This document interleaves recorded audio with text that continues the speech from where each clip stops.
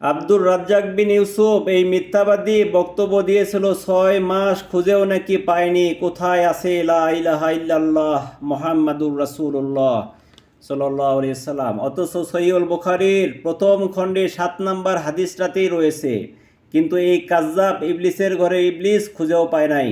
ওবায়দুল্লাহ ইবনে মুসা রাদিয়াল্লাহু আনহু ইবনে ওমর রাদিয়াল্লাহু আনহু থেকে বর্ণিত, তিনি বলেন রাসূলুল্লাহ সাল্লাল্লাহু আলাইহি ওয়াসাল্লাম ইরশাদ করেন, ইসলামের ভিত্তি 5টি।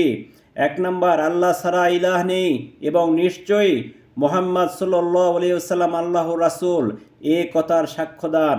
2য়, সালাত কায়েম করা। 3য়, জাকাত দেওয়া। 4র্থ, হজ করা এবং 5ম, রমজানের সিয়াম পালন করা। এখানে স্পষ্ট দেখুন লেখা আছে 2য় লাইনে শেষের দিকে, লা ইলাহা ইল্লাল্লাহু ওয়া আন্না মুহাম্মাদান রাসূলুল্লাহ।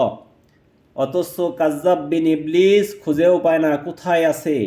এখানেই তো আছে, স্পষ্ট আছে, অথচ সে খুঁজে পায় না। আরে এ হলো মিথ্যাবাদী, প্রতারকের ঘরের প্রতারক। সহিহুল বুখারী বুখারী করে সারাদিন, অথচ সহিহুল বুখারীর 7 নম্বর হাদিসে আছে।